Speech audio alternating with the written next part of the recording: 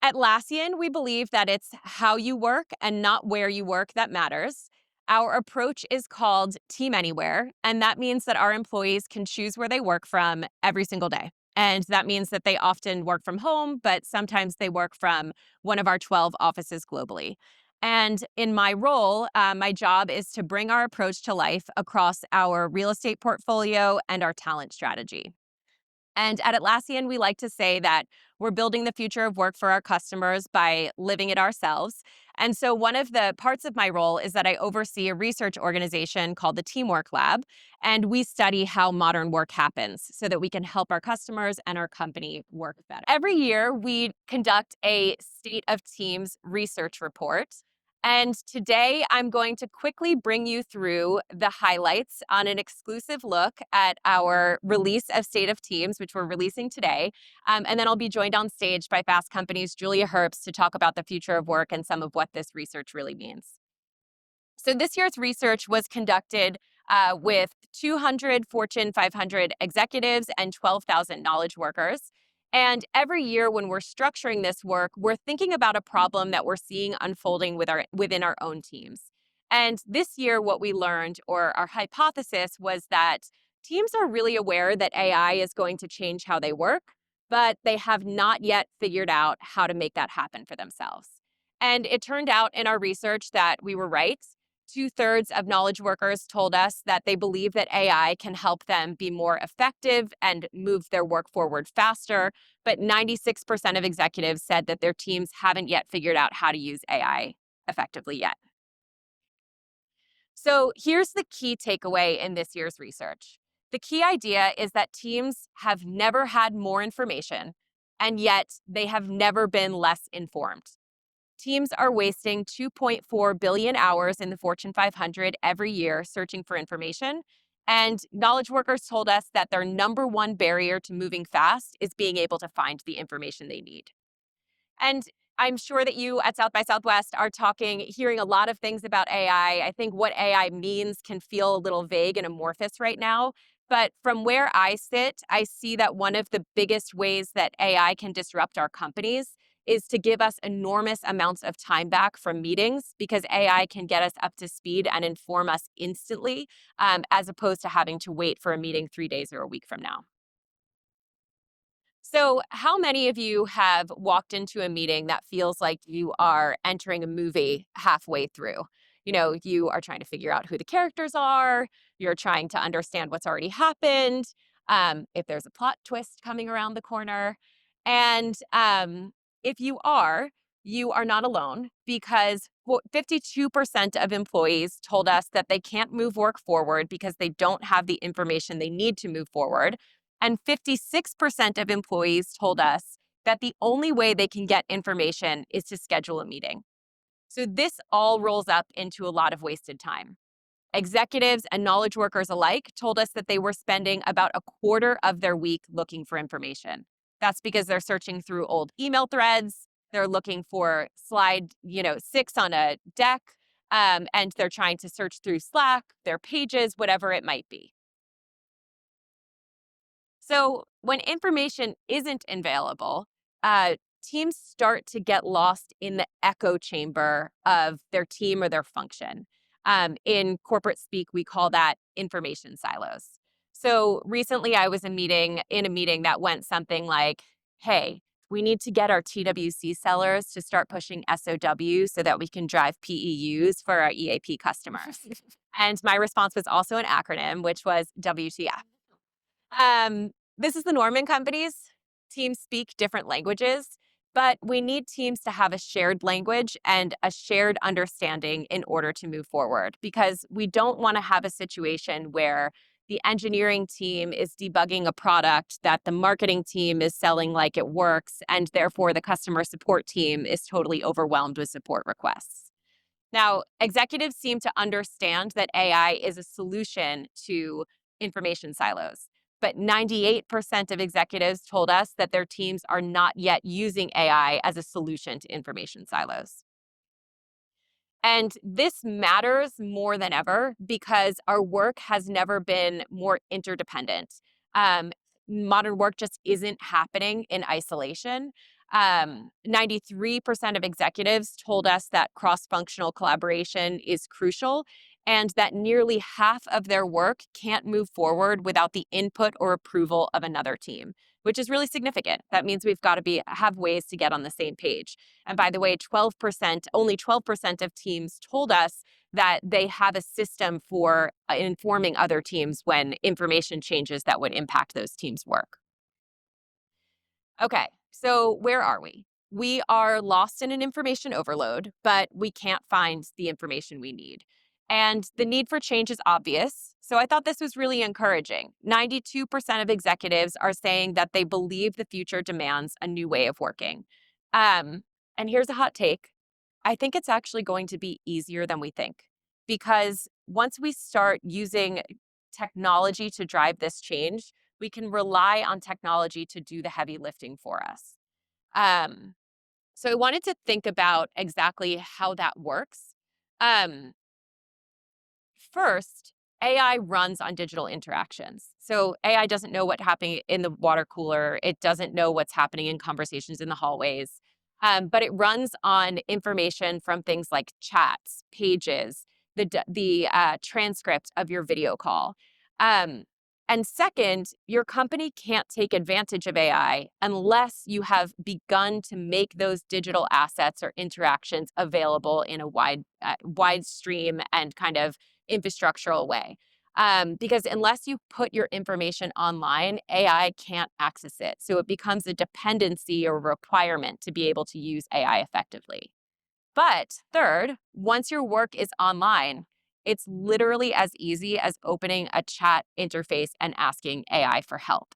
So it means that you can get instantly informed again instead of having to waste a quarter of your week searching or waiting for a meeting. So to wrap up quickly before we invite Julia onto stage, if we want to move fast, we need to be able to use technology to help us get up to speed instead of using meetings. And I think this year's State of Teams report shows us that it's time to stop playing telephone and start using technology to get the information we need. Really excited to have you check out the full report, which is available now for this room only at the moment, because I think it's officially being released in the next 24 hours or so. Thank you so much for being here, and I'd love to invite Julia Herbst from Fast Company to the stage. Thank you.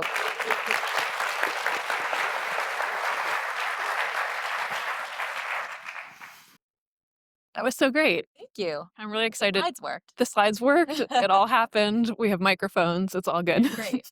I'm so excited to be here, and I have so many questions for you. We're going to talk for a little bit, just the two of us, and then we'll invite some folks up. So if you have questions while we're talking, please keep them in your head, and then at the end, we'll just form a line behind that microphone, and then Annie can answer some more of your questions. I want to start by talking about that 2.4 billion hours of wasted time. I mean, that's a staggering number. Yeah. It really stood out to me when I was looking at the report. And I'm wondering, like, why is this happening right now? Like, why is this such an increasing problem at this exact moment? Yeah, it's a great question because I think there's a confluence of changes that have happened in our companies over the past 5 years. AI is disrupting our business models as it is disrupting how we work. And that means companies are all in transition, which can be a time of less coordination. I was recently speaking to a group of about 60 of our customers, and all of them told me that they were doing an essential transformation, and that was outside of the way that they work. Another thing is that teams are distributed. So one of my favorite statistics is that in the pre-pandemic years, 75% of Microsoft teams were co-located, meaning that they were organized around a single office. Today, that number is 25%. So the norm is to work virtually with our colleagues and peers. And the other thing is that consumers and customers just expect digital experiences immediately. Right. And so the release and time to market, I think, is a much faster and more demanding path for our companies. So we're in this place of exploding complexity.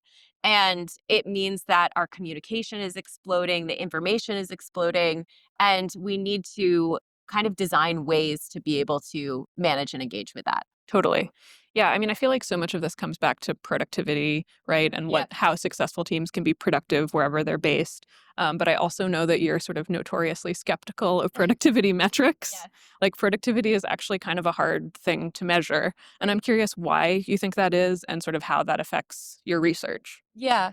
It's a great question because for any of you who have been making the argument in your companies that people should have an opportunity to have more flexibility, a common pushback is, well, how does it impact productivity? And I will give a spoiler alert that all research that we've done, and now, excellent research by economists like Nick Bloom, all corroborate the idea that flexible work supports and improves productivity. So that's something to keep in your back pocket.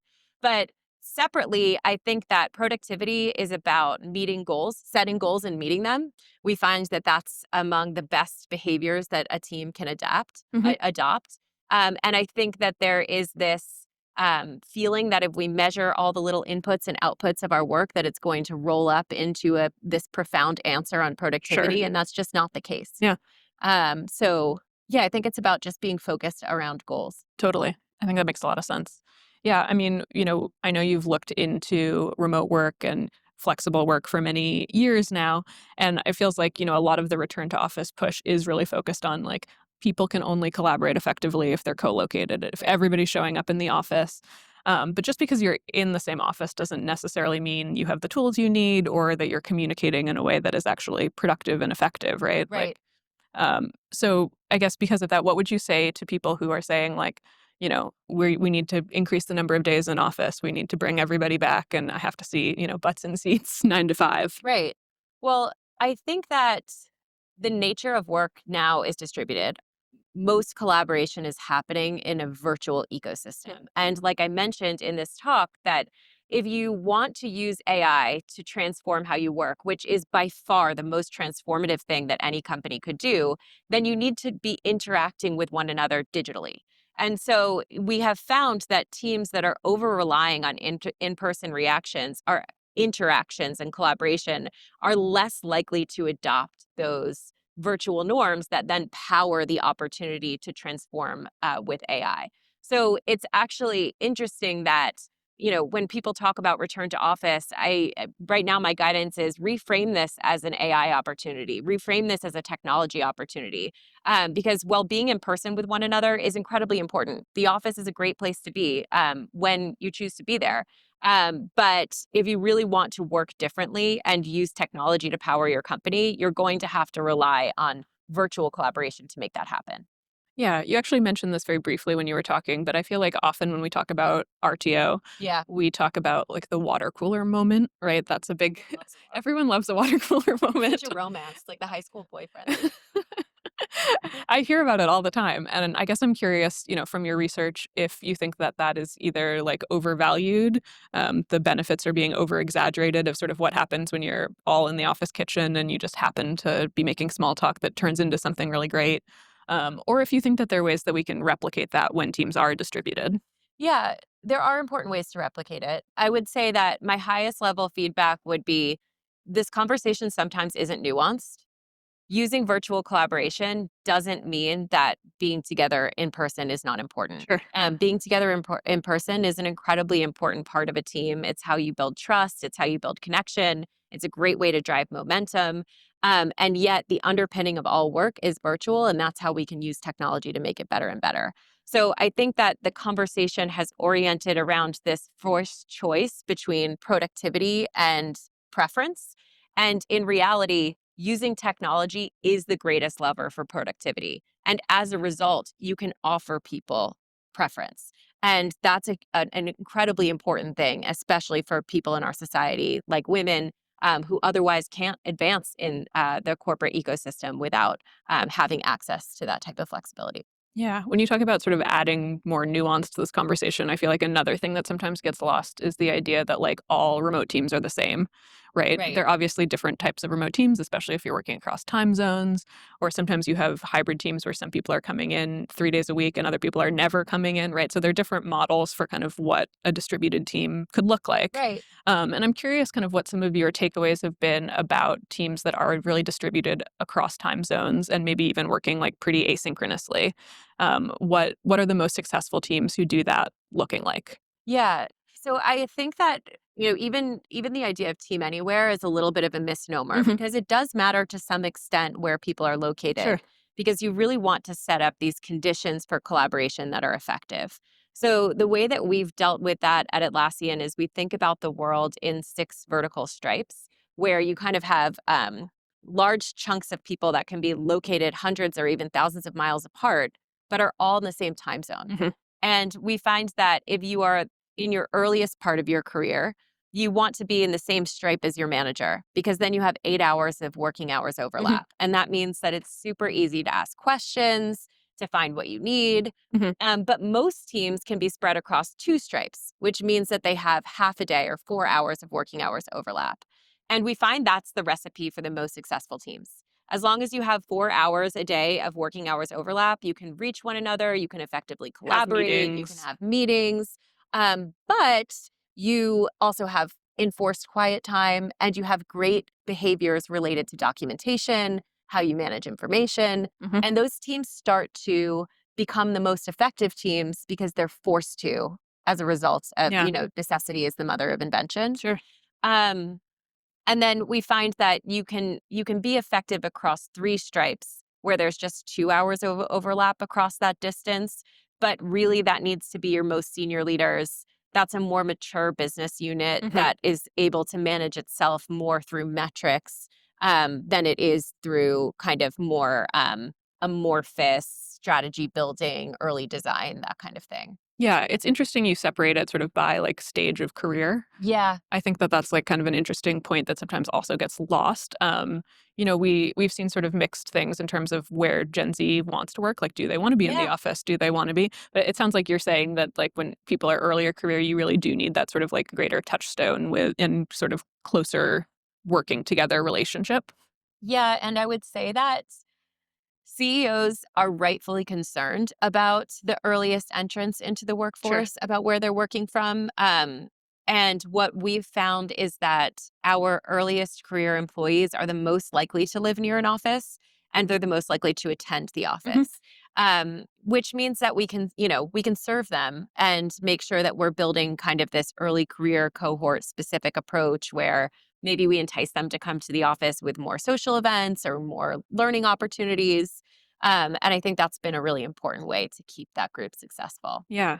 I mean, I feel like all of this really kind of ties into employee engagement, right? Yeah. We're seeing some pretty dark numbers when it comes to how engaged people are. I think Gallup was saying that employee engagement had fallen to the lowest level in the past decade in 2024. So it's a real issue. And I know a lot of leaders are very concerned about how to increase engagement. I feel like that really relates to kind of the level of frustration that people are feeling with this information Yeah. overload and kind of how people are feeling connected or disconnected in many cases to their teams. Right. So, how do you see sort of the relationship between those two things when it comes to employee engagement? Yeah, for me, when I look at the employee engagement numbers, I think it's evidence that there's a reset in the employer employee contract. Hmm. And I think that's happening from both sides right now. And I think it's okay that employees are valuing other parts of their lives more. So what I would love to see when we measure employee engagement is that connection or engagement with our company shifting to other parts of their lives. Hmm. I've long wanted a quality of life measure and how Mm. people are considering how their quality of life has adjusted during the time period where they're sort of shifting their work life downwards in their identity stack. Hmm. I was speaking to my 11-year-old and he was reflecting on what it was like for me to work in 2020. I was in a very intense job and he just was commenting on how much more present I am now. Mm. Hmm. And it's so interesting for him to have a front row seat to what it was like to work 20 hours a day or whatever I was doing at the time. And how I've really prioritized a different kind of balance as we've shifted in this 5-year period Mhm. of COVID and how we approach our relationship with work. Yeah. I mean, I feel like, obviously this is a thing I think about a lot when covering future of work stuff, but there has been in the past 5 years really a sort of reset in how people think about their working lives and sort of what brings them joy and that Yeah. hierarchy. Do you think that that's what we're seeing with the employee disengagement, or do you think that there's also something happening in terms of people just feeling a lack of connection to the work that they're doing? Because people still want to have meaningful Right. time spent at work. Nobody wants to feel disengaged when they are working. I I tend to have an optimistic view that it's about a rebalancing of priorities, Mm. but still valuing the work Yeah. that I think that's because that's the experience that I have when I'm speaking to others and when we're doing our research. But I also do think that it's important to look at these trends and consider whether, for instance, I don't believe that the idea that just because we have greater flexibility, that we no longer are invested in creating work outcomes. Sure. I think it's very clear that that's not the case. But I do think it's a different world that we're living in, and maybe the metrics that we're using need to get a little bit more nuanced if Mhm. we want to see the whole story.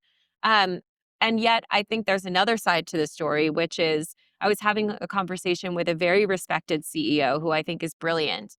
And he shared with me his belief that, he wants to subscribe to his employees' services. Mm. And the employee agrees to provide those services for as long as they're employed. That's a very different mentality than 2018 when we were creating environments and using words like family Mhm. and having people on site in these corporate campus parks that felt like homes and cities, Right. and our identities were fully wrapped Please around. never leave endless Exactly. soda. And we were wearing our company logos on ourselves, in a way. And I love wearing a company logo, by the way. But it's not the staple of my day to day wardrobe, Mhm. like it was for many people in 2018. Sure. So I think that the way that companies are rebalancing their employee value proposition is also a factor here, and Mhm. I think that's okay. The Yeah, world is changing. totally. And it does seem like there might be some ways in which we can use technology to sort of make work more sustainable, right? So that people are burning out less and people are finding that, like, when they are sitting down at their computer or going into the office or whatever that looks like, Right. that the work they're doing is meaningful and they're spending less time doing the things that none of us want to do, like scheduling meetings or, Right. that sort of thing. Yeah, it's funny because I was just seeing a friend of mine post on LinkedIn that he timed himself and he did an hour he did a task that took him 7 hours. And then he realized he could use AI to do the task. So he tried to do the task with AI and it took 15 minutes. And he was really disturbed because he was like, I just wasted 7 hours when I could have done this task in 15 minutes. And I think that is a huge opportunity. Um, to reclaim our time, to reclaim our lives, to reclaim our creativity, to help companies get more focused on initiatives that really matter and drive good, real outcomes. So that's where I hope that the time savings with AI can help us. Mhm. And when we think about, what are ways that we can change our work days, um, I think 5 years ago we were thinking a lot about where work happens, and now we really know it is about how. And there's this incredible tool called AI that can unlock a lot of opportunity for each of us personally as well as for our companies. Yeah. You know, in this report, there's so many leaders who are saying, like, I know that AI can really help my company, right? Like, I want to be embracing it, I want to be doing it. But I think there's also a risk to AI tools being implemented poorly, right? Yeah. For the wrong kinds of things or in the wrong way or without employee buy in, right? There are a lot of things that could get in the way. So I'm curious what advice you would have for leaders who are thinking about, embracing these tools, trying to come up with ways in which they can help their teams be more efficient and engaged and Right. but just making sure that they're actually picking the right tool and applying it in the right way. Yeah. Well, and first of all, there's a lot of companies that aren't using AI today because of security and Mhm. regulatory reasons. Sure. So that's a factor, Mhm. and that will be difficult to overcome, and I acknowledge that. Um, and then on the other side, we did some research about people's relationship with AI in a report that we did about 6 months ago, maybe it was 3 months ago, called the AI Collaboration Report. And what we saw was that most people were looking at AI as a way to automate things or take things that they don't want to do off of their calendars, Mhm. but that the most helpful and important way to use AI is as a strategic partner. Mm. So, as an example, I was trying to learn something recently, and I was reflecting on the fact that if it was 5 years ago, I would have to call three of my friends who were experts in that topic and get them to try to explain it to me. But I just asked AI to put together three case studies for me Mm. and to give me prompts and questions to solve. And I was able to learn an entirely new topic and get fairly solid at it within about an hour. Wow. That's really cool. Hmm. Um, and I would say that my advice for leaders is to have a sense of play and to just start using tools that are consumer tools like ChatGPT to figure out the magic of it. Good technology feels like magic. I asked ChatGPT this week three things that I don't know about myself. And I was like, huh, that's pretty Were they right? interesting. Yeah, it was pretty good. Um, and because I have that sense of play with ChatGPT and consumer tools, I'm able to bring it into the enterprise context more easily. Yeah. I mean, that's a good way to think about it, right? Of like, we all need to be sort of like learning how to use a new tool. Um, how can leaders be sort of encouraging that level of experimentation? And, it feels like because the pace of everything is increasing so much, there isn't always time to sort of make space for play and Right. experimentation and, trying things. I mean, even with that friend example, right? He just took 7 hours to do it. And then he also thought, like, let me see if AI can do it. So really, he took 7 hours and 15 minutes. Yeah, exactly. So I'm curious how, I guess, individual workers, but also leaders can kind of encourage that sense of experimentation. I think if you are a leader, whether you're a manager of a team or if you're a leader of an organization, championing it yourself is a really great way to create the sense of play and vulnerability. Hmm. So, one of my favorite examples of developing new ways of working in my organization is that we took on this writing framework called Smart Brevity. It's created by the founder of Axios, and it's incredibly succinct communications so Mm. that you'll never get a Slack message that you don't understand again. And it takes a little bit of practice, but it's really easy to adopt. And I just started doing all of my communications in that format. And when people would send me communications not in that format, I would send it back to them Hmm. and ask them to try again. I gave everyone a book budget and they were able to, buy the book and read it themselves. Every Slack message I sent in italics at the bottom, I said, this is powered by Smart Brevity and hyperlink to the book. And honestly, about 3 weeks later, everyone was doing it. And now we're 2 years in, and I would never go back. So, I think that if you have a perspective that you want people to try with, just being clear and transparent that we're trying something new and that there's no risk in trying something new Hmm. is a really great way to get people to change pretty quickly. Yeah. And that leaders need to sort of be modeling that themselves. Exactly. Yeah, for sure. Yeah, I mean, we've talked about the pace of work accelerating, right? At such a speed, people are just inundated with information, distraction, all of these sorts of things. Right. And I think that's like, obviously in part to AI, but also just sort of the pace of, competition and all of that. In the report, you write that this is because because of this, teams feel pressure to prioritize speed over structure and start reacting to Yeah. urgent requests in ad hoc ways, like a direct message, a meeting.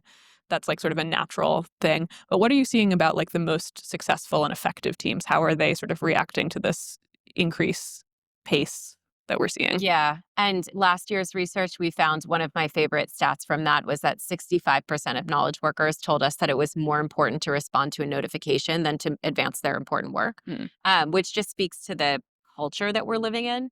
Um, so the best teams that are managing this have really good goal setting processes. They have clarity on what is important, and that can happen at the company level. Like at Atlassian, we have three objectives, and everybody is aware of them.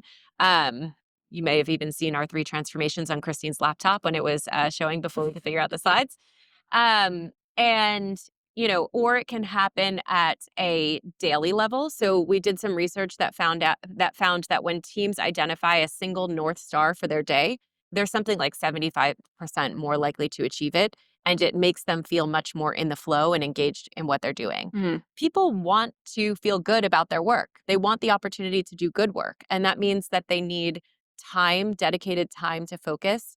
Um, and not just responding from one message to the next. Yeah, sort of reactive versus like, Being thoughtful and proactively pushing work forward. Yeah, for sure. I mean, I think we all have the experience of having a to-do list with a million things on it. It feels great when you check off 20, but then you realize you didn't actually check off Right. the one thing you were supposed Well, to. and also this gets back to the idea of productivity versus, Hmm. goal setting and outcomes, Right. because you could say that productivity is you responded to 3,000 messages. Sure. And by the way, it is going to, as everything becomes more measurable, we're going to have to fight the urge to measure everything. Hmm. Data is not an end in and of itself. We have to have a hypothesis about what matters in the data so that we can understand what to optimize for. And I think that's one of the dangers of AI, where everything that, we've spent the last 15 years in corporate trying to go through these digital transformations to make everything visible, to make everything measurable. And soon there'll be a point where I can say, hey, Julia, you sent, 20,000 emails. You, over this past year, you are coordinating with these colleagues. You looked at these Hmm. documents. But we need to instead look at goals and what matters. And I think we also have to remember that the most amazing things that teams create are not measurable. You can't measure how the quality of an orchestra or what a symphony sounds like.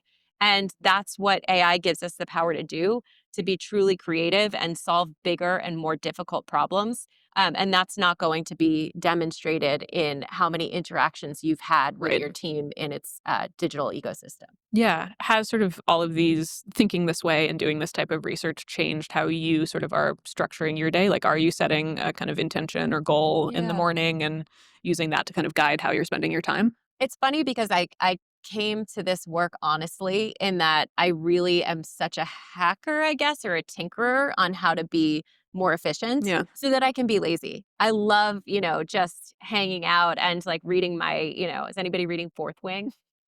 Yeah, I see just hands. finished it on this trip. And so when I back in 2020, I started to 2020 is interesting because it was a time where when we entered 2020, there were not default calendar invites. There were not default video links and calendar invites. And inbox zero was still a huge thing. You could see there were tons of product managers that were doing thought leadership about how you just touch an email one time and then you never have to look at it again. Um, and it took a lot of effort to organize our digital ecosystem. But I started an experiment where I stopped responding to emails. So we got this amazing thing called Microsoft Viva at the company I was working at the time. And it told us exactly how many emails we sent, incoming and outgoing. And I started to realize that, first I went from responding to as many emails as I could to responding to about 30%. Mm, And then ultimately I got it down to 10%. And I realized that there was no difference in my team outcomes when I started to respond to only 10% of my emails. mm. And I was like, huh, there's a different way to do this. And I think that that mentality has stuck with me. I'm constantly optimizing for what I think will be the most efficient way that gives me the most time back so that I can be creative and fluid. Because I love structure, but really I love to be creative and play with ideas. I like to think of my team as a group of pirates where we're trying to figure out what the right next answer is and to bring fun into our workday every day.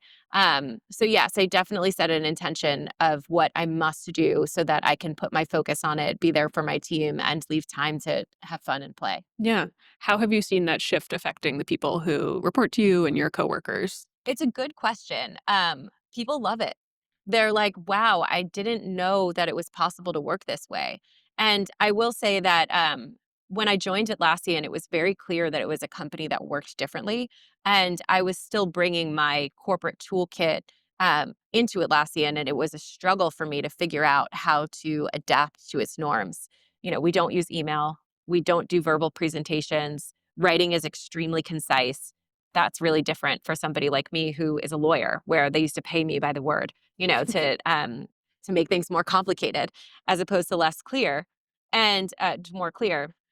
And what I realized is that it just feels really good to work in this different way. And that's why I started the research team, Mhm. because I was like, there's something really special that's unfolding here, and I want to capture it and study it. And what we do is we actually run experiments with thousands of Atlassians every year where we test new ways of working and then validate whether or not it's a good enough way of working, it has enough success behind it that we would scale it to our company or out to our customer set. So there's evidence. Yes, in my direct reports, they love it, but Yeah. also in the company at large, that taking on these experiments and working differently is feels good and is more effective. I'm curious, when you talk about an idea being good enough to scale to a big company, Yeah, kind of what your thoughts are on how to do that correctly. Because I feel like oftentimes, you can have a great idea that works on a team and yeah. everyone's on board and it sounds perfect. And then you try to apply it on a bigger scale and that doesn't always work.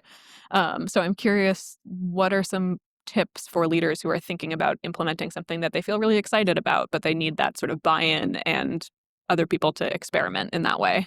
Yeah, a couple of factors. One is that in general, there isn't a person at companies that is helping teams work differently.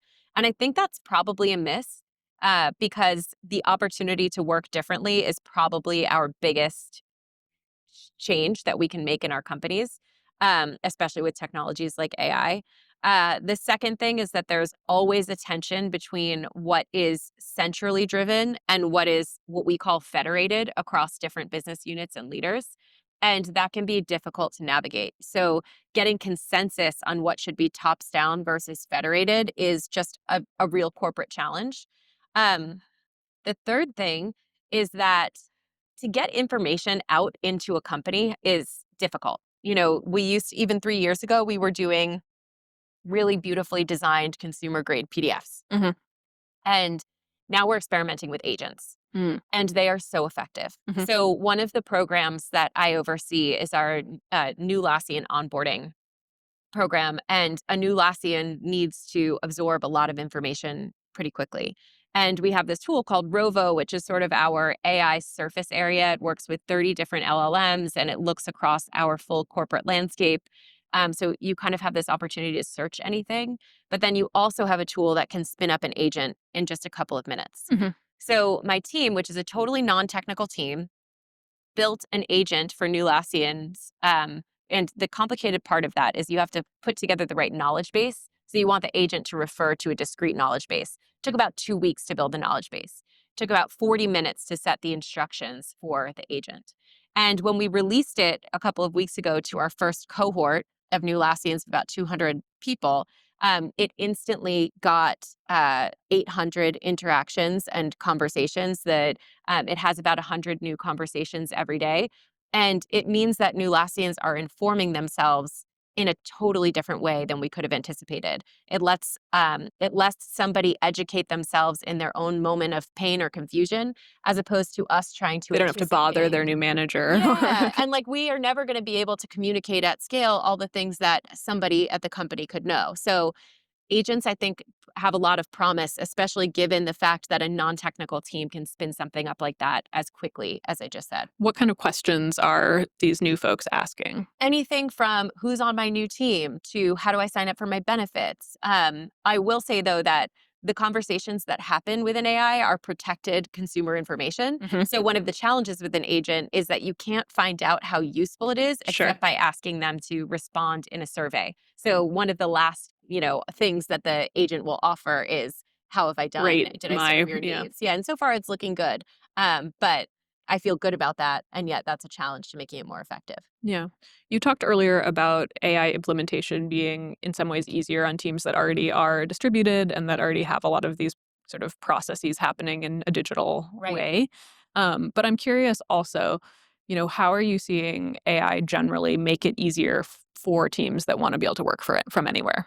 Like, Oh gosh, AI is so great for teams that want to work from anywhere. AI is so great for every team. But I think it's really the root cause. The root cause is that information is available digitally instead of in person. So when you think about why we remain obsessed with the office as a way to organize our companies, it's because 40 or 50 years ago, an individual sat in an office every single day from 9 to 5, for 40 years, and you could go find the information, the institutional lived and knowledge lived in Bob, who was in, office on the third floor. right. Um, and now all of Bob's information needs to be available to everyone. And that makes a much more democratic, for lack of a better word, or available sort of ecosystem of information. And that means that if you are, or my team works in Australia, I have a large team that reports to me in Australia. So that means that at about 8 a.m., uh, local time in Australia, it's 4 p.m. in New York City, where I'm located. And if we have the opportunity to have all information online and I can just ask my AI tool, Hmm. hey, what was Gina's team looking at yesterday? I saw that there was a meeting on the new Melbourne office. Can you pull the designs for me?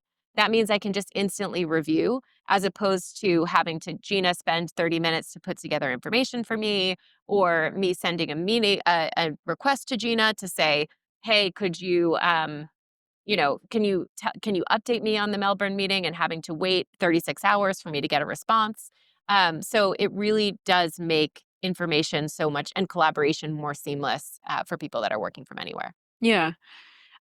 You talk a little bit about sort of shared language and knowledge across teams, right? And there are a lot of impediments that get in the way if we're all using acronyms and other sorts of things. Do you have any advice for kind of individual contributors on how they can not be part of that problem, Yeah. on how they can sort of work against those kind of like corporate norms in that way? I think there are a few corporate skills that are really underestimated right now. Mm-hmm. One of them is the ability to design Mm-hmm. things. Another of them is to really consider your audience and to meet people where they are. Mm-hmm. And acronyms generally don't land with an audience outside of your kind of intimate work community. Mm-hmm. And I think we want to create value for our companies that benefit the entire company and not just the 5 or 20 or 100 people that work for us. So having the mindset of creating a great system of information that is simple and easy to understand, I think is a really undervalued and important skill. Definitely.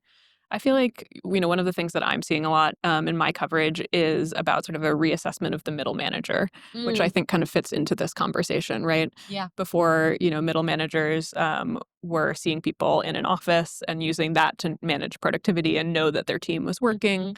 Mhm. Now we're seeing a lot of pushback in terms of what middle managers are expected to do, how they're expected to manage teams, and a lot of pressure on middle managers to do more with less, Right. right? So I'm curious how you think about sort of the role of a middle manager, somebody who's kind of trying to both help the people, who are reporting to them, but also, manage up. Like that's a lot of pressure for somebody to be on. So how are you thinking about that? Well, first of all, managers need tons of support. And I do think that AI agents, by the way, is one way for people to self inform Hmm. and prepare for difficult conversations, get up to speed on a new skill. Um, but I do think that org design is changing. Hmm. And I noticed that a broad trend is pulling up the kind of the entry level of management and managing spans and layers differently so Hmm. that information can flow more effectively across companies that is distributed as opposed to a company that's in person. So when you're in person in the same office, you have tons of density of information of culture. But when you are spread out across locations and time zones, you want to make sure that you have a system that spreads that information and culture easily through technology. Hmm. Um, and so the role of the middle manager is just changing fundamentally. And I think a lot of the people oriented systems of management are shifting into more technology oriented systems of management. Hmm. And in that way, I think it's really changing as well. I do hope that one of the discrete changes is that the middle manager has more time, because the middle manager has no time right now. Yeah. They're in meetings all day.